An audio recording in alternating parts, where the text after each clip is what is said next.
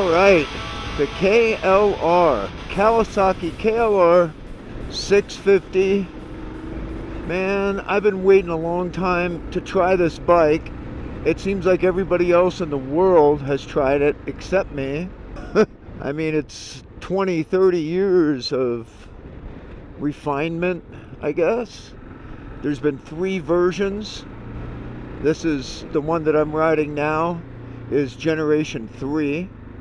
And it is fuel injected, which I think is great. I don't know how to work on injection. I do know how to work on carburetors. Anyway, the KLR. I don't think there's any modes on this. Like, this is an ABS version. I don't think you can turn it off. Now, ABS has come a long way. We talked about that in another video. But ABS off-road has come a long way. Now, I'm not going to do a bunch of off-roading. I'm just going to do some very mild off-roading right now to get a feel for this. I'm by myself. I don't have a lot of protective gear on. I screwed my back up and I don't want to have to pick the bike up. So I'm not going to go nuts. But I do want to, just go on a light trail here. Today is Thursday. Monday, we're going to do a proper evaluation off-road with my friend Rob Day, as you may know from other videos, who is also an off-road instructor. So he can be right behind me, yelling at me, telling me everything I'm doing wrong. He's not just an off-road instructor, he does all kinds of motorcycle instruction. Okay, we're in the dirt. It's not like serious off-road, and I don't even know. Some people said, this one Australian YouTuber said, it doesn't even beg you to stand up on the pegs, although I'm doing it. It's just something I'm used to. Dave over at Ken and Joe's, who lent me this bike to review, he's had a few guys for the last 20 years have been going down to South America annually, every year. And they've taken every kind of bike down there.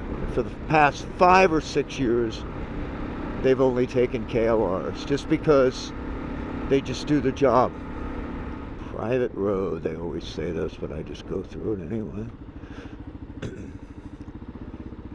It's getting dicey though, isn't it?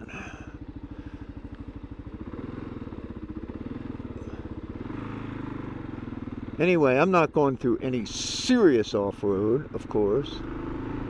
But a lot of the trails, from what I understand, because of all the rain we've had here in Southern California, have been like really destroyed. So it's going to be interesting.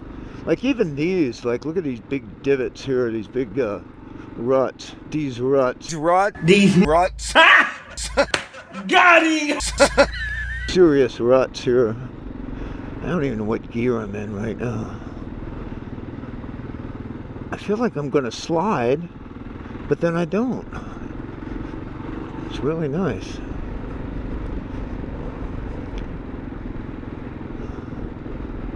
Somebody on a side-by-side. They're thinking, do I know that guy? Why is he on our road? Yeah, it's a private road. But I'm local. Now I'm on gravel. And it doesn't feel too weird. I can feel it slipping and sliding around a little bit. I'm only going like 30 miles an hour or 35 miles an hour at the moment. I just want to get a feel for this. The suspension's kind of pogo-ish, the way it's set up. Now I'm back on road with speed bumps, which you don't even feel if you stand up.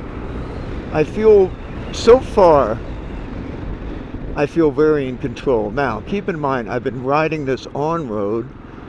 Just as I said, I feel in control. I felt it slip out from under me for a second. I've been riding this on road actually just one day.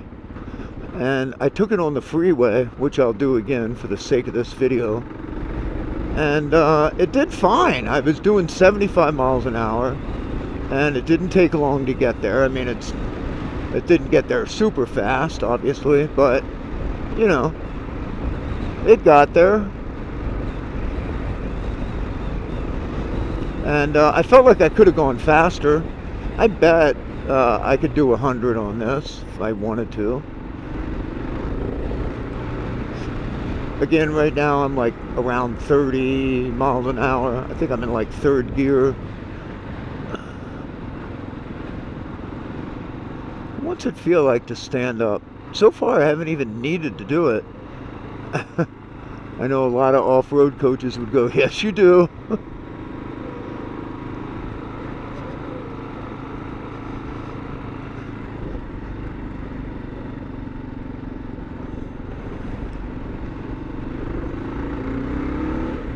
Okay, I felt it get loose a little bit. That was fun.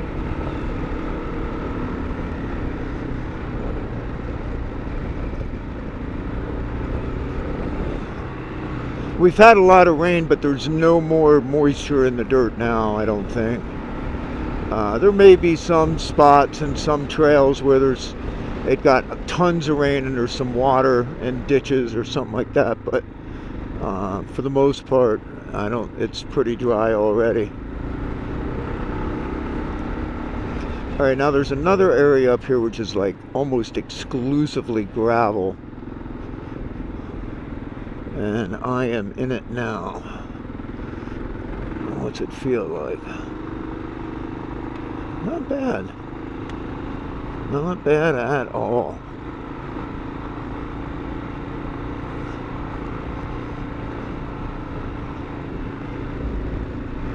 Sitting back down again, and it's bouncy if you sit down on all these, like, really, you kind of have to stand up or at least lift your butt up a little bit. All right, this gets a little weird because it's super gravelly and it's downhill, and if a car's coming right at this spot, that's not good. So I'm using a little more back brake, like 70%, but I'm just feathering it a little bit in the front too. I guess the ABS is kicking in. I can't tell. It's not chattering, that's for sure. I'm just going to downshift here. All right, that's it. I am done with that little trail. So I'm going to go on a regular road now. You know what? Maybe I can get on this freeway up here. Let's just get right on the freeway. You know, I think this bike, you have to realize that this bike is what it is. And it is, another YouTuber described it as a mule. And it's like, you don't want a thoroughbred when you're trying to go up hills with a bunch of stuff. You know, you want to get there. And, you know, that's what this is. This is like the kicking mule of the motorcycle world, I would say. You know, I'm used to a little bit more pickup, faster out of the gate with other bikes. I mean, you can't compare this to like the Harley Davidson Pan America or the BMW. Even the FS 800 or the GS 1200, 1250, any of those, it's just not in the category. It's not even in the mid. Hello, do you see me? It's not even in the middleweight category. All right, we're gonna do this freeway. It's windy. So what's this gonna feel like in the wind? Am I gonna get blown all over? 35, 40 miles an hour, 45, 50, 55. There's a truck. Go ahead, truck. You're bigger than me. I'm dumb, but I'm not stupid.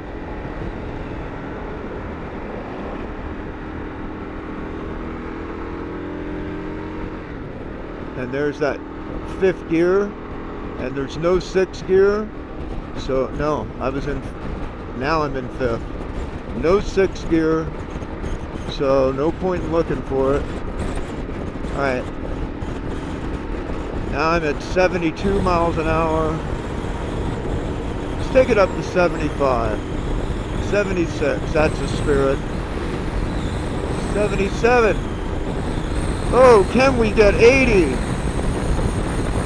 Oh yeah, no problem, and I got more. But this engine isn't broken in, so I don't want to hammer it too hard. I don't know, they say this thing is indestructible. Everything's destructible. It feels fine on the freeway. I mean, honestly, it's not like a big, cruiser adventure bike. It's not a Ducati Multistrada, which is kind of incomparable to like anything else in its class. Yeah, even the Pan America doesn't feel as good as the Multistrada. But yet I have a Pan America. But we're not talking about Pan Americas and Multistradas today.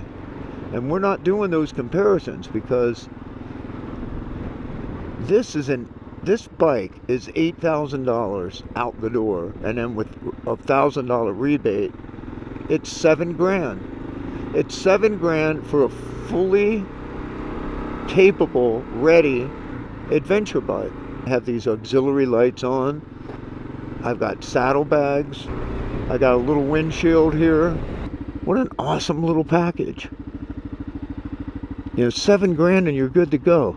And go where like bigger bikes go. In fact, sometimes there's bigger bikes that are so just almost too big to go certain spots. This you're like more inclined to like take a little bit of a chance.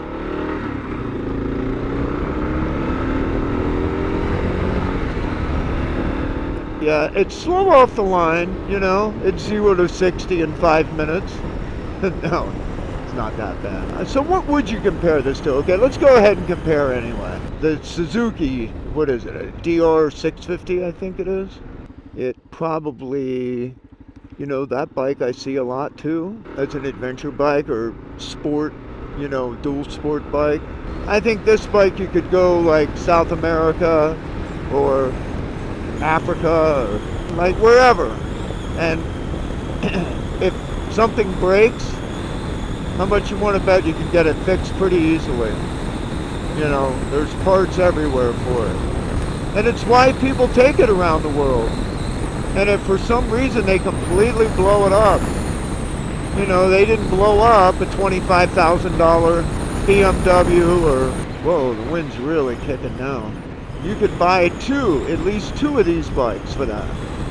So it's like if your lady's into wanting to try, it's not an overwhelming bike for her, unless she's a seasoned motorcyclist, then maybe it's not enough for her. I don't know. Who am I to judge? But if you're just trying to get, maybe your son just turned 18 and you want to do a trip somewhere or something like that, buy a couple of these for the price of like one BMW and probably still have some leftover money to throw an exhaust on or something like that, give it a little more horsepower, maybe open up the air box a little bit. I think there's a few tricks you can do to get a little bit more power out of this. I wouldn't go nuts trying to do it. And there's some inexpensive pipes that, exhaust pipes that actually supposedly do the job on this thing. So far, I'm loving it. I'm just loving it for what it is, because I'm like Mr. Rogers on this thing, I'm going to accept this thing for what it is. As a matter of fact, this thing is so mild-mannered, yet it really does the job. I think if I owned this bike, I would name it Mr. Rogers. So that would be a little weird. Oh, Mr. Rogers is over there. But it's funny, right? Mrs. Rogers. Let's do that. I'm Mr. Rogers on it, and Mrs. Rogers is the bike that I'm riding. Whoa, that's almost dirty. Woo! Alright, I'm going to take this home Monday. Just a couple days away. We're going to do this, and we're going to do it properly. We're going to do some proper trails, and see what this thing has. Maybe even do some, maybe there are some spots where there's still water. We can do some water crossings. I think there are a few out there. I have to dress appropriately. Right now I'm in riding jeans. These are not the right thing to wear, but I have a great jacket on. This is a Dainese, my Dainese gloves, and an AGV helmet. Is good equipment from the waist up. If you haven't checked out their stuff, you got to, because it's not only functional, it's got that Italian flair to it. It's just some of the nicest stuff on the market, without a doubt. Take care of each other. Keep rock alive.